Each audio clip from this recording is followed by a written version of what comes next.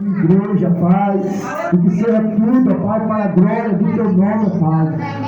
Pai, nós já, Senhor, tomamos posse, Pai, da palavra que liberta a cura, da palavra que faz o impossível acontecer. Entrego meu filho diante das Tuas mãos em nome de Jesus. Amém.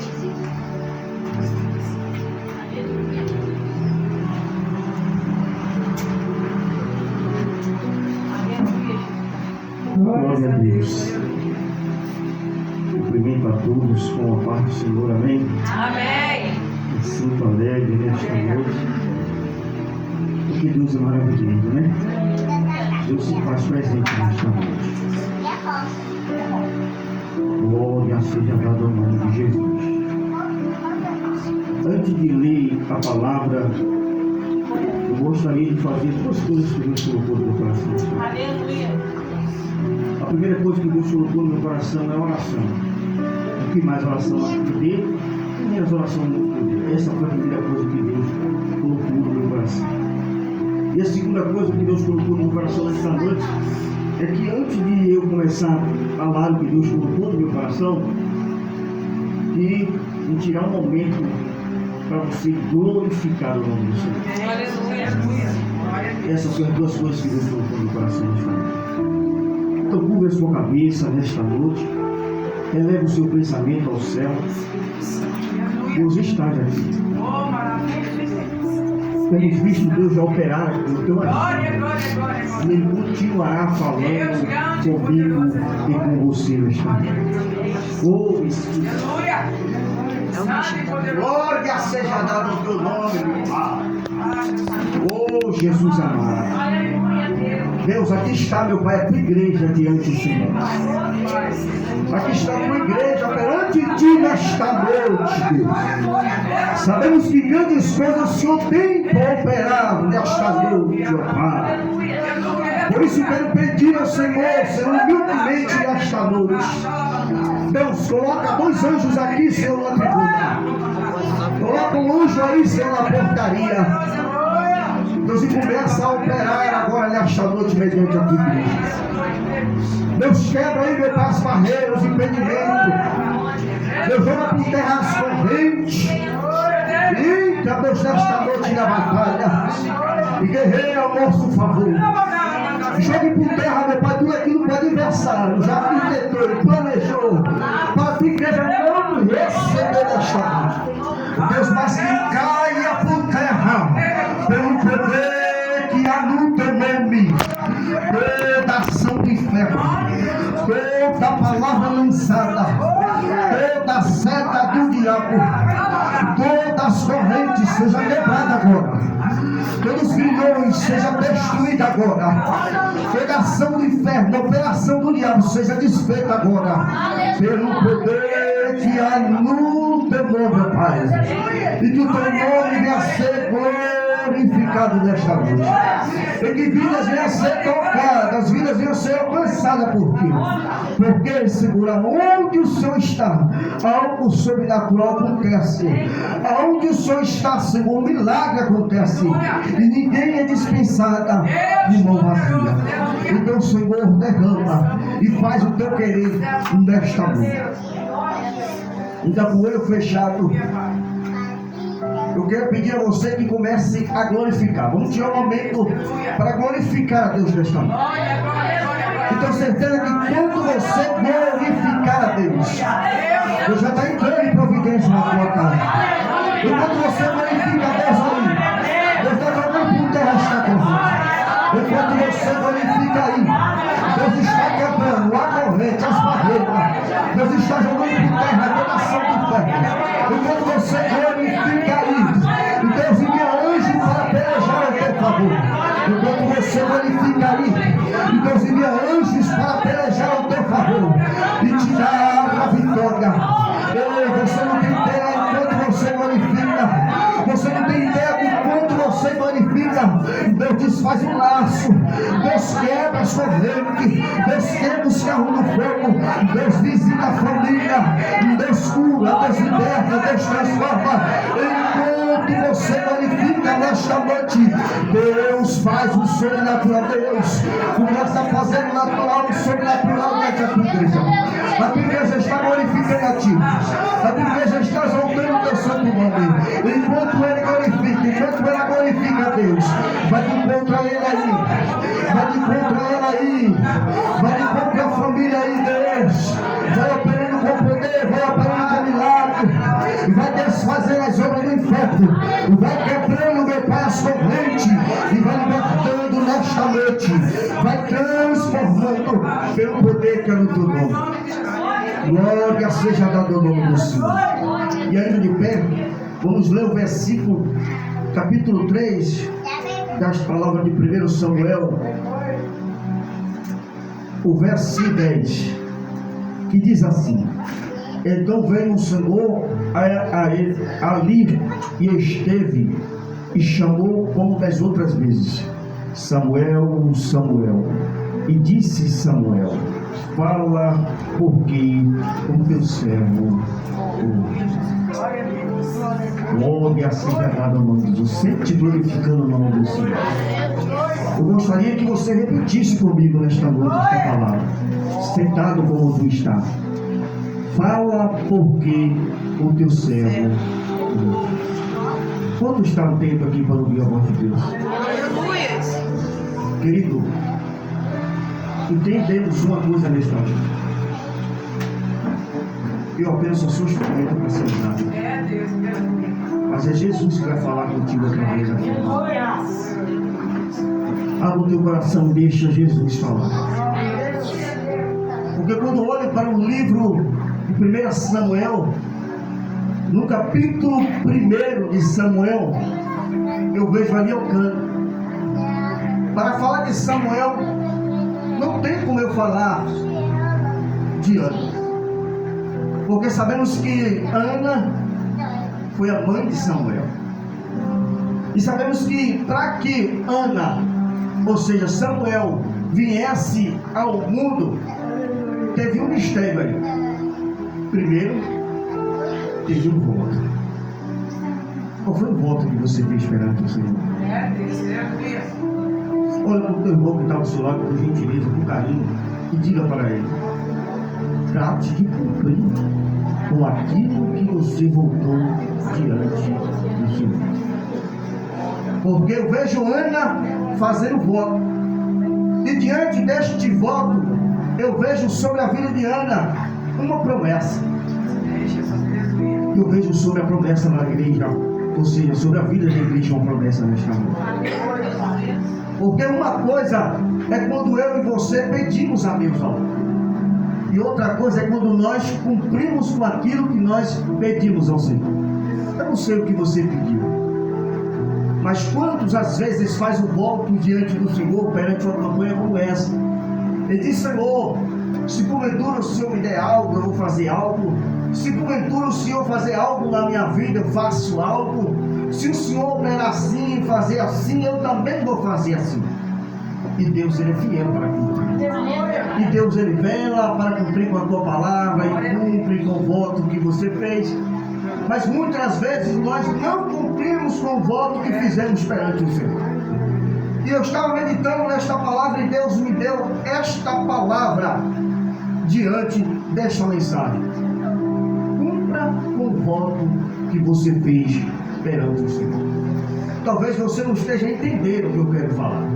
Talvez você fale: mas eu não fiz voto perante o Senhor. Eu apenas só pedi algo a Deus.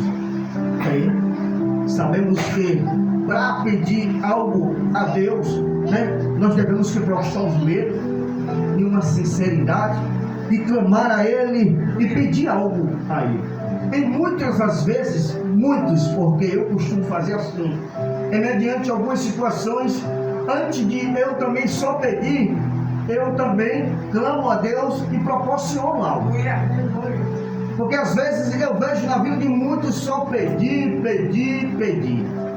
E dá. Quando eu olho para a história de Ana, eu vejo uma mulher sedente para ter filhos. Uma mulher que, por sua vez, era estéril e não tinha condições de dar à luz. Mas eu vejo uma mulher aqui, no capítulo 1, versículo 1:11, ela fazendo voto perante o Senhor.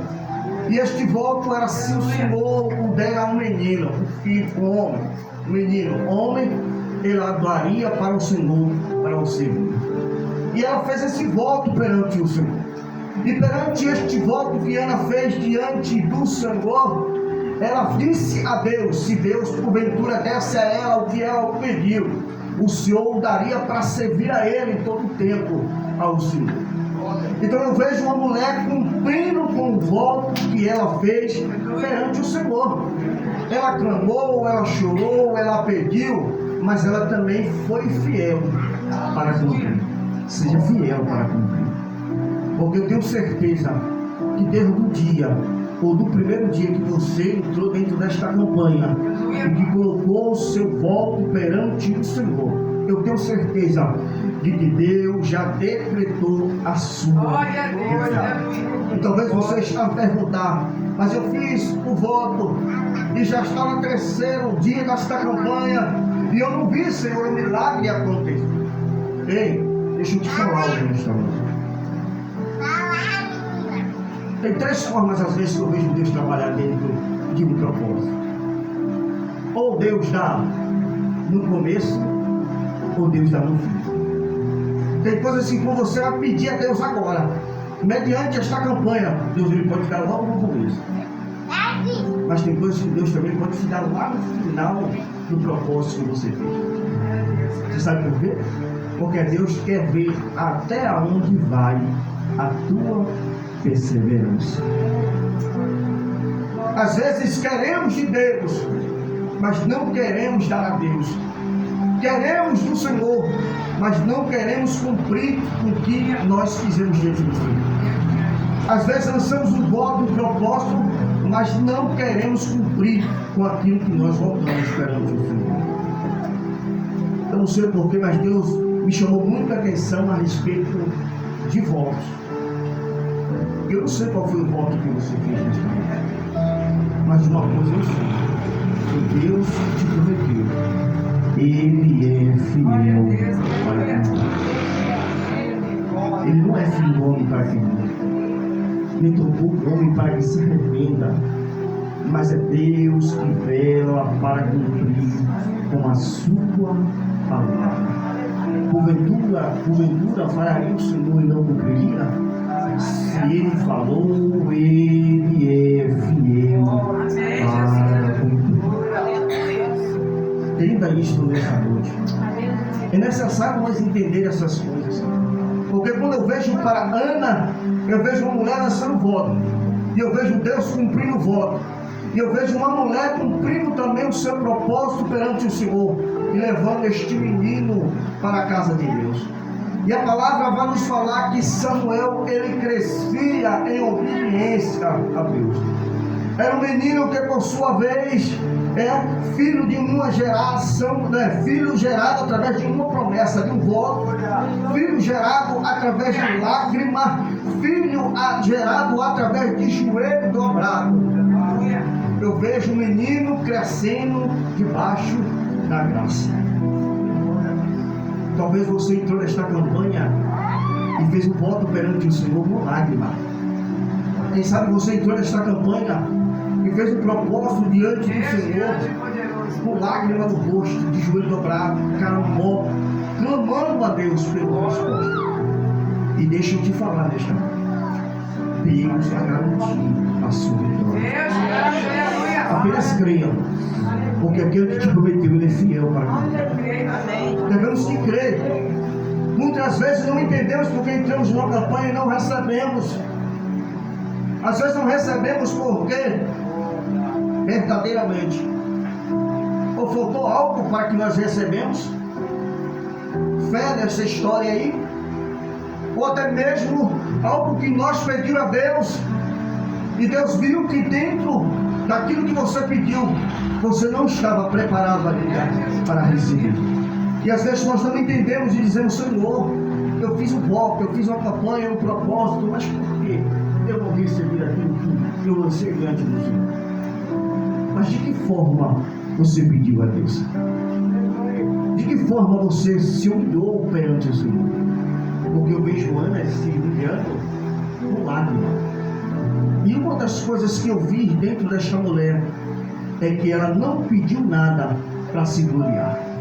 Ela não pediu nada aqui, até mesmo para mostrar, até mesmo a sua rival, Penina, que ela não poderia dar, e agora ela está dando luz.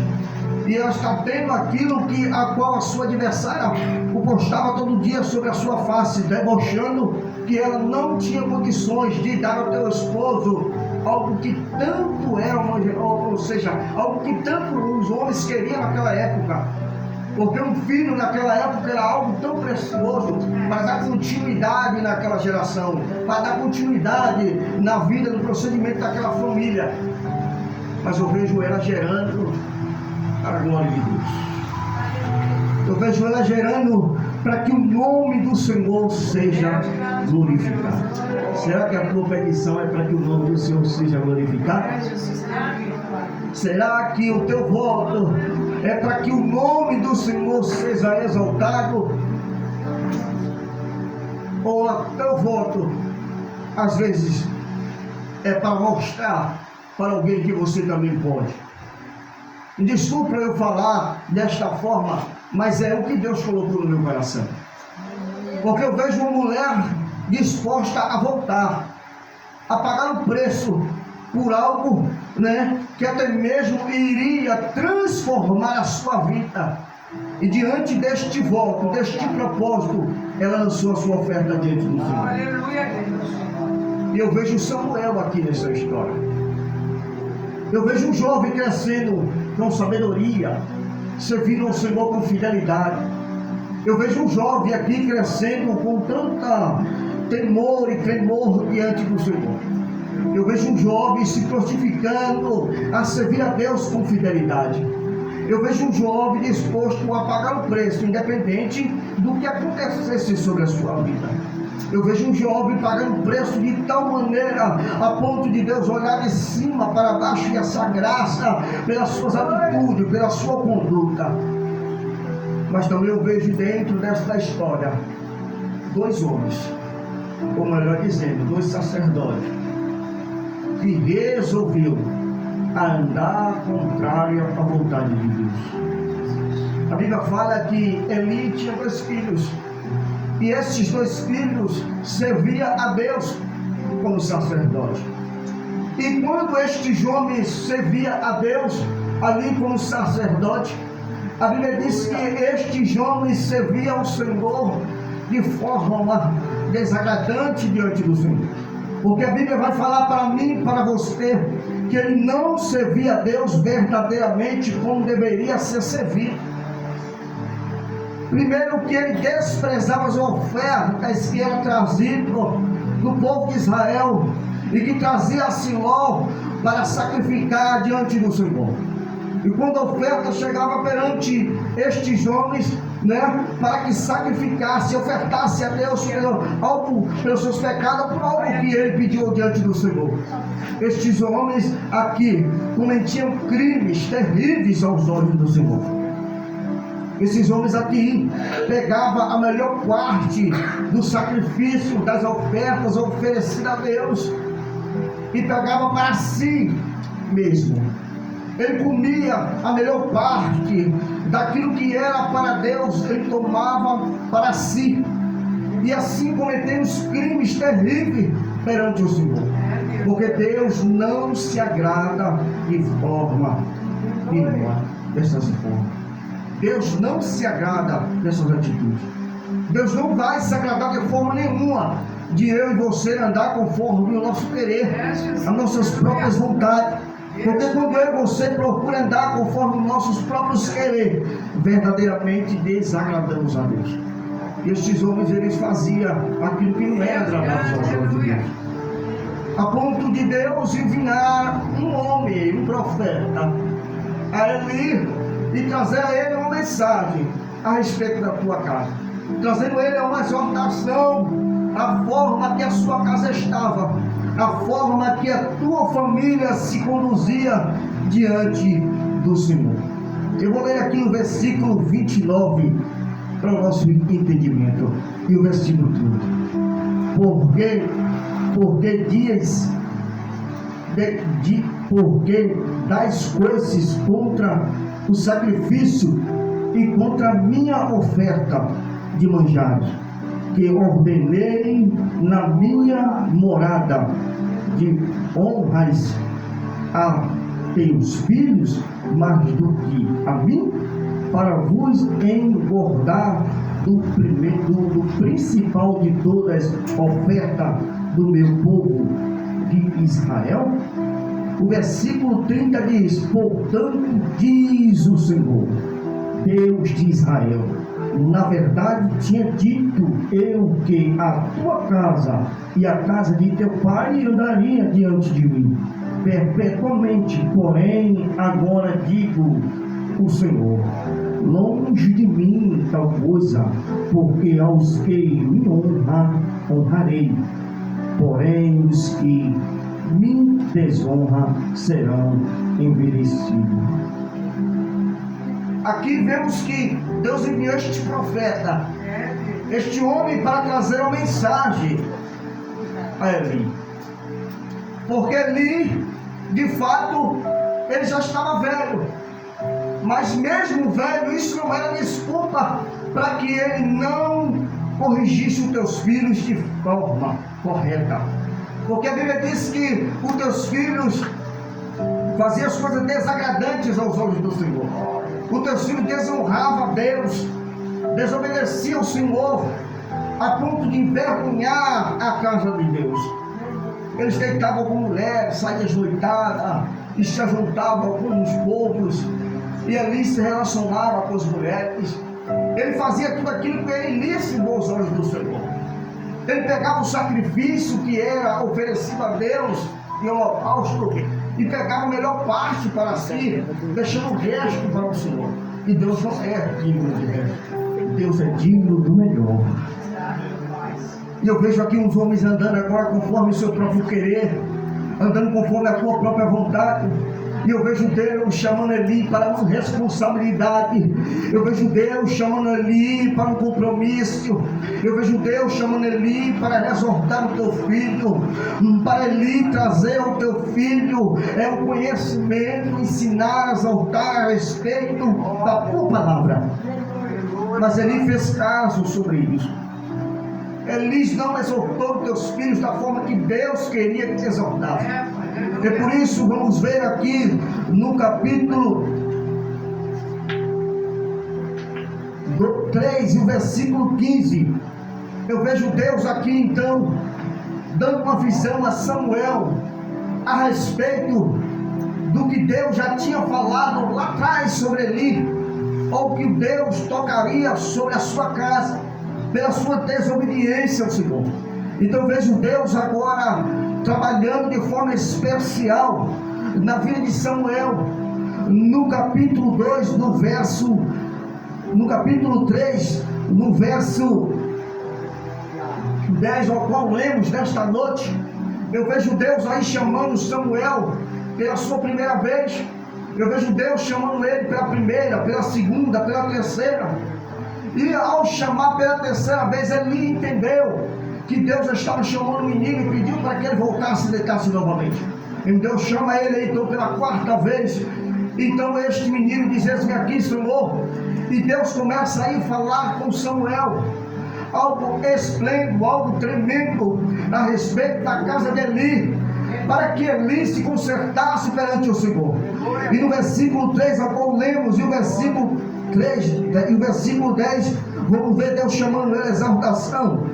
E no versículo 15 em diante, vamos ver Deus ali trabalhando na vida de Samuel, e Samuel falando para Eli aquilo que Deus havia passado para ele.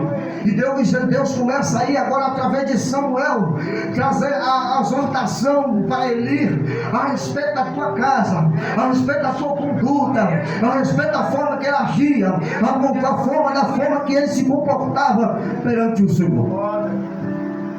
Me desculpa eu falar nesta noite. Ter vitória, ande da forma que Deus quer. Quer ver milagre acontecer? Ande da forma que agrada a Deus. Porque muitas vezes é assim. Queremos, mas não queremos pagar o preço. E às vezes o mistério está aí. Não é só não querer. O mistério está em não pagar o preço para receber. Porque o querer é fácil, mas pagar o preço é difícil. Sabemos que pagar o preço não é todo quem quer. Obedecer, são poucos. Então eu vejo aqui este jovem desobedecendo. Eu vejo a casa de Eli de formas errantes diante do Senhor. Então Deus começa a chamar ele para uma responsabilidade.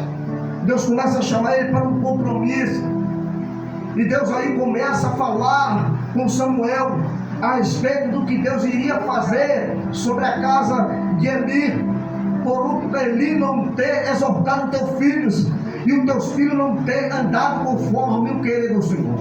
Então vejo aí Deus aí agora começar a cobrança de Deus. Eu vejo Deus aí começar a cobrar de forma especial, de forma até mesmo que diante do povo, até mesmo não entendeu a forma que Deus operou.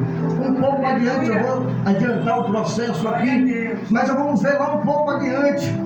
Quando os israelitas, aqueles homens começam agora a se levantar diante do povo de Israel, eu vejo aí estes homens aí agora se engrandecendo, né? E mandou chamar os Sofinof, os homens, os sacerdotes, Finéias, aqueles que eram responsáveis de trazer a arca, a presença de Deus sobre ele, e começa aí agora a chamar este homem. Este homem vem com a arca e traz ao arraial, porque quando esses homens levantaram para guerrear diante de Israel, a Bíblia diz que 4.000 homens caíram perante o Senhor, porque estavam em desobediência diante do Senhor. Então aí ele pensou, chama a arca, chama os sacerdotes para trazer a arca, porque de fato a arca vindo para conosco dentro do arraial é certo, a vitória, porque Deus pelejará por mim e por você desta noite. Mas aí eu vejo quando estes homens trazem a arca do Senhor diante do arraial, eu vejo que aí a coisa piorou. Era só 4.000, agora 40.000 caíram da espada. Porque eu vejo aqui que sem obediência não tem vitória. Sem pagar o preço, sem obediência não tem como receber.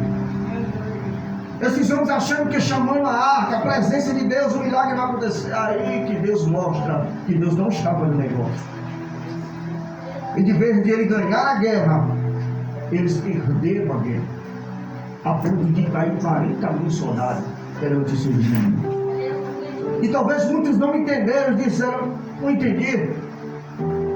Porque sem a arca caiu 4.000, chamando a arca que apresenta, que a arca representa a presença de Deus, caiu 40.000. Aí está o problema. Eles estavam em desobediência. Não tem como Deus operar. Não tem como Deus fazer milagre na vida de alguém, se este alguém não quer andar conforme a palavra, não quer andar conforme o querer. Isso é para mim e para você, irmão. Se nós não se crucificar a cada dia em viver a palavra, em obedecer a essas escrituras, não tem vitória. Não tem como ter vitória. A prova está aqui. Estes homens não viviam a lei, não viviam a palavra, e eles conheciam por ser sacerdote, mas não cumpriam. E por não cumprir, morreram 40.000. Já tinham morrido 4.000, 44.000 homens, pela sua desobediência. Então entendemos nesta noite que para haver milagre tem que haver obediência. E esses homens não entenderam. Esses homens achando que trazendo a arca do Senhor de qualquer maneira eles teriam vitória. E ninguém recebe vitória levando a presença de qualquer maneira. Para ter vitória tem que levar a presença da forma que ela merece ser levada. Para que haja milagre, tem que ter obediência, tem que estar de acordo com a palavra. E Deus falou muito ao meu coração a respeito disso. Vivemos uma época na face desta terra que as pessoas de fato querem viver os seus próprios quereres, as suas próprias vontades. Vivemos uma época por aí que as pessoas procuram viver o evangelho de facilidade. Vivemos uma época que as pessoas procuram viver o evangelho da forma que eu quero, da maneira que eu quero, do jeito que eu quero, e ponto final da história. Mas e o querer de Deus? E a forma que Deus quer para mim e para você? Não conta? Jesus, aleluia. E às vezes falamos, Senhor, eu quero vitória, eu quero vitória. E Jesus está falando para mim e para você, se coloca na posição. Aleluia. Se coloca na brecha. Obedece a minha palavra. Para que assim eu faço aquilo que vos me pede. Estes homens aqui queriam ganhar a guerra. Mas como ganhar uma guerra se não obedece? Era certo a derrota. Eles estavam tão cegos espiritualmente que nem isso eles entenderam. Que não tinha como ele vencer. E tampouco trazer uma arca do Senhor em a desobediência. Deus, aleluia. E o que mais me chama a atenção, missionária, é que naquela época, um pouco atrás, vamos ver, mesmo na época de Davi, quando as pessoas pegavam a arca de qualquer maneira, elas morreriam na hora. Deus fulminava, Deus não aceitava. Se alguém entrasse santos, dos santos, onde tinha cortina, desobediência, era morte. Era por isso que amarrava uma corda com um sino e aquele homem entrava lá. E aquele sino todo tempo se balançava. Se aquele sino parasse de se balançar, era lícito que aquele homem morria. Então eles puxavam. Porque de qualquer maneira, diante do Senhor, o Senhor fulminava. E eles não entenderam isso.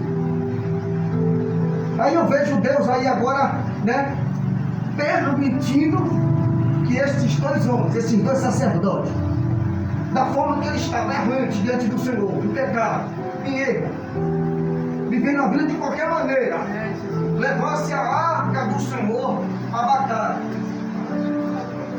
E Deus permitiu que eles perderam ela. E o que me chama mais a atenção é que Deus permitiu ainda que a arca de Deus fosse levada pelos seus inimigos.